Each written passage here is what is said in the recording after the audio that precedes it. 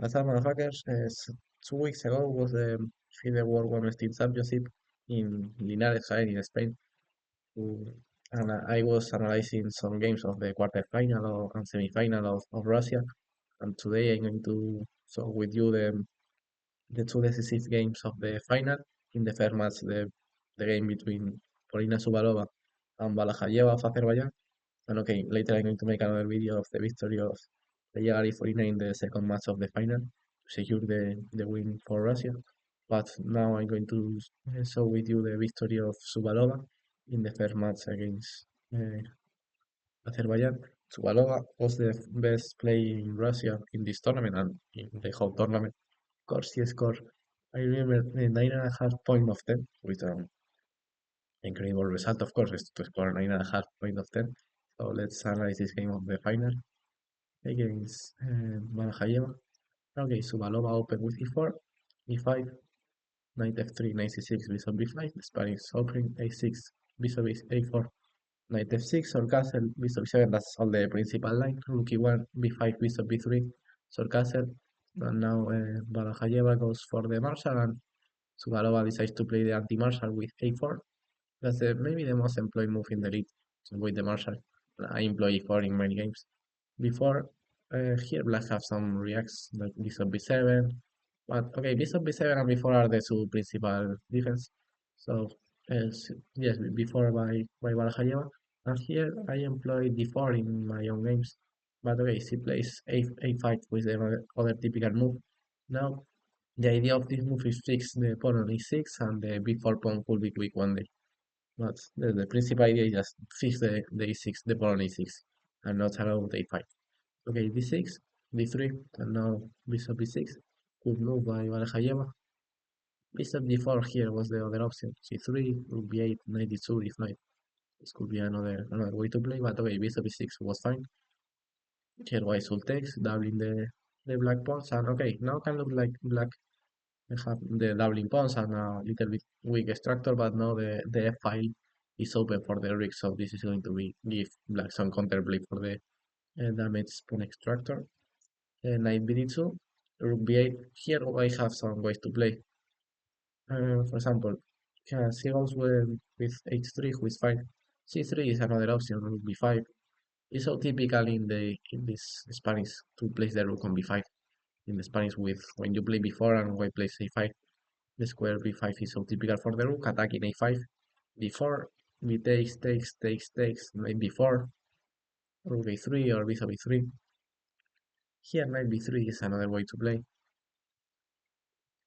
Queen c8 and maybe d4 followed by queen d3, or queen e2 just prepare more the breakthrough and finally break with c3. But okay, the position is more or less equal. So Alaba decides to go with h3, queen e8 by Balahayeva, normal move. He wants to game with the queen maybe to g6 or defend the knight to c6. In general, the queen is better placed on e8, knight b3, knight h5, d4. And here Balahayeva makes a mistake with knight f4.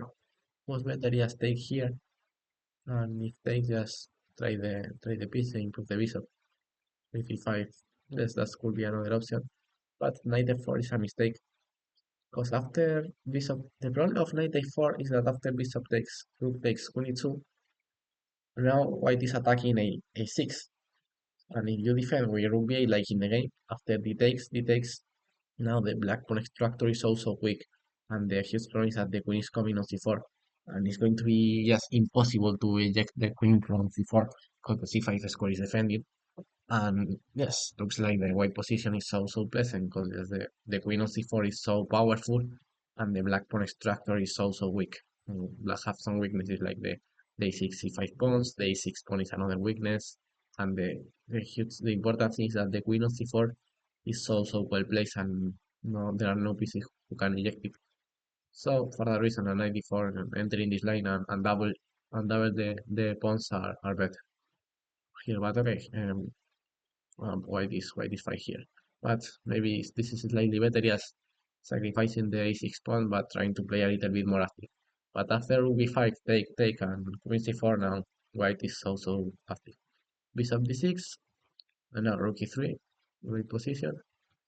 Knight d8, g3, rook f6. king g2, improving the pieces. Queen f8, h4, just still improving. That was why half of his. Okay, let's analyze why made g3, king g2, and h4, because the rest of the pieces are perfectly placed. The knight is fine here, the rook is great here, defending all the third rank and defending e4. The queen have a great square here. The knight defends e5, defends a5, and the rook looks normal here, defending a5. So now it's time to improve the king and the king side pawns. So for that reason, she played g3, king g2, and h4, improving a little bit, h6, and now she decides to regroup his pieces and came with an knight to c4.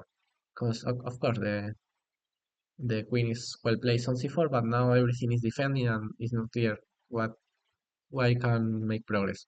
So she make a good defense setup with queen e2, defending everything, defending f2, defending f3, all the enters, and now giving the c4 square for the knight. That's the idea of the move queen e2, give the c4 square for the knight. Knight c6, knight fd2, knight d4, and now c trade, and rook f3. Yes, of course, it can look like black improved his pawn extractor, but black have many pawns in dark square, and this is going to be a huge problem for the bishop. Rook takes, and now let's see that black have all his fucking central pawns in. Sorry, then I don't know what I touched. Black have all his central pawns in dark square, so this is going to be so annoying for the bishop. Sorry, the 1 second I come insert window here. Okay, 92 going to c4 with the knight, who of course never can be ejected from there. King h8 b3, fixing black pawns in dark squares.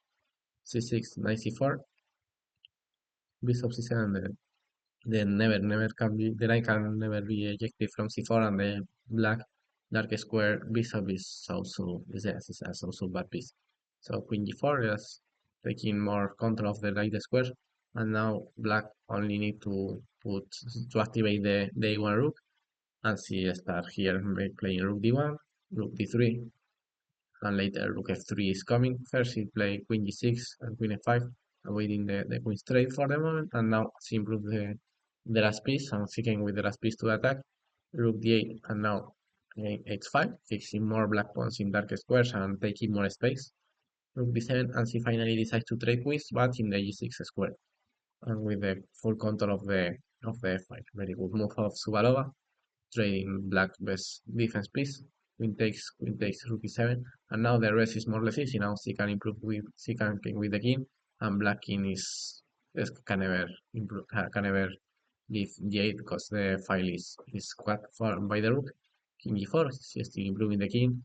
King h5, rook f5, knight b6. Now yes, he goes around, just winning some tempos, and finally she break with f4, 95, and rook f7, very active. He takes.